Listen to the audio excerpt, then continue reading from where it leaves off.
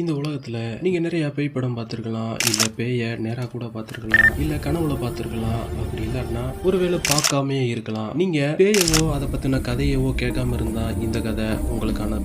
இது கதைன்னு சொல்ல முடியாது, கிட்டத்தட்ட உண்மையிலேயே நடந்த ஒரு மகாராஜாவுடைய வாழ்க்கை வரலாறுன்னு சொல்லலாம். இந்த வரலாறு எப்ப வெளியே வந்துச்சுன்னா 1875 வருஷத்துல தனீஸ்வர ராவ் என்பவர் அவருடைய 5 ஃப்ரெண்டை கூப்பிட்டுக்கிட்டு மகாராஷ்டிராவை சுற்றி பார்க்க போகிறாரு.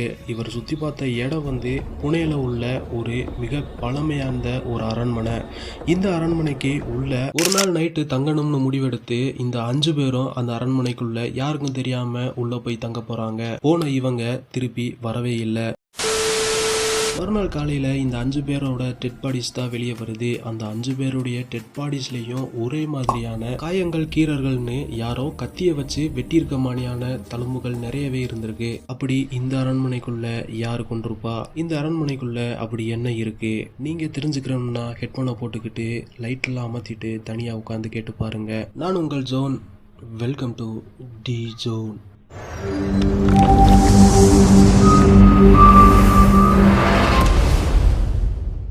மகாராஷ்டிரா மாநிலம் புனேல உள்ள 700 ஏக்கர்ல ஒரு பிரம்மாண்டமான அரண்மனை தான் சனிவார் பட்டா. இந்த அரண்மனை இன்னிலிருந்து சரியா 300 வருஷத்துக்கு முன்னாடி கட்டப்பட்டிருக்கு. இந்த அரண்மனையை கட்டினவர் பேஜுவா பாஜிராவ் என்பவர். நம்ம ஊர்ல எப்படி ராஜேந்திர சோழன், ராஜராஜ சோழன் இருக்காங்களோ அதே மாதிரி மகாராஷ்டிரா மாநிலத்துல அப்ப இந்த பாஜிராவ் ஒரு மிகப்பெரிய ஆளா இருந்திருக்காரு. ஒரு அரசன்னா ஒரு கோயில் கட்டணும், இல்ல மக்களுக்கு ஒரு மிகப்பெரிய இது கட்டணும்னு ஆசைப்படுவாரு. ஆனா இவரு ஒரு பிரம்மாண்டமான அரண்மனையை கட்டி எல்லா பேருமே அதுல இருக்கணும்னு ஆசைப்பட்டு இந்த சனிவார் வாட்டா என்ற அரண்மனையை கட்டியிருக்காரு. இப்போ உள்ள 5 ஸ்டார் ஹோட்டல் எப்படி இருக்கோ அதே மாதிரி 300 வருஷத்துக்கு முன்னாடி இந்த சனிவார் வட்டா என்ற அரண்மனைக்குள்ள பிரம்மாண்டமான லக்ஸரியான ஒரு வாழ்க்கை எப்படி வாழ முடியுமோ அப்படி செட் பண்ணி இந்த ஜுவா பாஜிராவ் வாழ்ந்திருக்காரு. எப்படி நம்ம தஞ்சாவூர் கோயில 1000 வருஷத்துக்கு அடுத்தும் நம்ம பேசிட்டு இருக்கோமோ அதே மாதிரி இந்த அரண்மனையும் வருங்கால மக்கள் பேசும் விதமா அவரு ஒவ்வொரு விஷயத்திலையும் ரசிச்சு கட்டியிருக்காரு. ஆனா துரதிருஷ்டவசமாக 100 வருஷத்துக்கு உள்ளேயே இந்த அரண்மனை தீப்பிடிச்சு எரிஞ்சிருக்கு. இது சதினால மட்டும்தான். இந்த பாஜிராவுக்கு மொத்தம் 3 மகன்கள் இருந்திருக்காங்க. பாஜிராவ் இறந்ததுக்கு அப்புறம்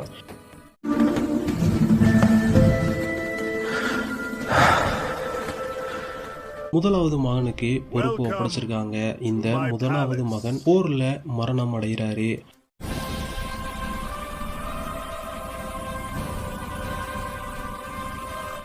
இந்த அரசர் பட்டமானது 2வது மகனுக்கு போய் சேருது.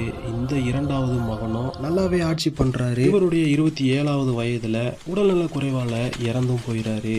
3வது மகனுக்கு வெறும் 17 வயசு தான் ஆகுது. இந்த சின்ன பையனுக்கு எப்படி இவ்வளவு பெரிய அரச பதவி கொடுக்கணும்னு பதவியை இவருடைய மாமா கைப்பற்றுகிறாரு.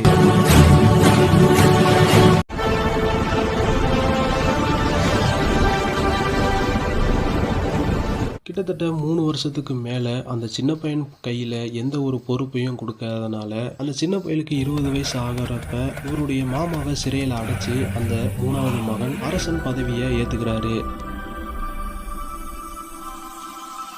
எப்படி ஒரு சின்ன பையன் நம்மளை சிறையில் அடைக்கலான்ற கோபத்தினால இவருடைய மாமா அங்க உள்ள காவலாளிக்கு ஒரு சின்ன சீட்டு ஒன்று கொடுத்து விடுறாரு.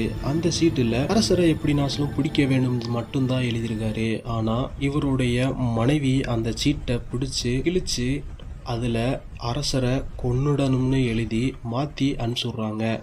இந்த சீட்டை வாங்கி பார்த்த உளவாளிகளும் அரசரை அந்த அரண்மனைக்குள்ள வச்சேவும் கொல்றதுக்கு திட்டமிடுறாங்க. You don't want him. This route here, it's too exposed. We should consider the eastern pass instead. இவரோட சேர்த்து அங்க உள்ள கிட்டத்தட்ட 11 பேத்துக்கு மேல கொன்னுறாங்க. இந்த அரசனை கொல்றதுக்கு முன்னாடி அக்கா மாலா வச்சா பெரிய சத்தத்தை பிக்கிட்டே சிறைச்சாலைக்கு ஓடி இருக்காரு. மாமா என்ன காப்பாத்துங்கன்னு அர்த்தமா. அதுக்கப்புறம் சிறையில் இருந்து வெளியே வந்த மாமா கொஞ்ச நாள் ஆட்சி பண்ணுறாரு. ஆனால் ஊர் மக்கள் நீ எப்படி அந்த சின்ன பையலை கொல்லலாம்னு மக்கள் எல்லா பேரும் சேர்ந்து அந்த மாமாவும் கொண்டுடுறாங்க. இந்த அப்பாவியா இறந்து போன அந்த 11 பேருடைய ஆவிகள் தான் இந்த அரண்மனையை சுற்றி வந்துட்டு இருக்கும்னு அந்த ஊர் மக்கள் பல பேர் பலவிதமான கதைகள் சொல்லிட்டு இருக்காங்க. ஆனால் இது எதுவுமே தெரியாமல் கிட்டத்தட்ட 1828வது வருஷத்தில் அரண்மனையை யூஸ் பண்ணிட்டு வந்துட்டு இருக்காங்க. ஆனால் நைட்டு அலற சத்தங்களும் காக்கா மாலா வச்சான்ற குரலும் கேட்டுக்கிட்டே இருந்திருக்கு. இன்னமும் இந்த மாதிரியான பல சம்பவங்கள் நடந்துட்டு இருக்கிறப்ப திடீர்னு ஒரு நாள் அரண்மனை தீப்பிடிச்சு எரிய ஆரம்பிக்குது. இந்த தீ கிட்டத்தட்ட 7 நாட்களுக்கு மேலே எரிஞ்சிருக்கு.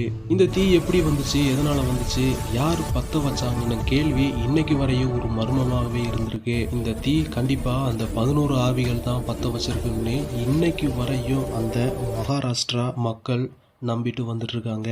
இந்த சனிவார்பட்டா அரண்மனை இன்னமும் மகாராஷ்டிரா மாநிலத்தில் இருந்துட்டு தான் இருக்கு. இதை பற்றின கதைகளும் இன்னமும் உலா வந்துட்டு தான் இருக்கு.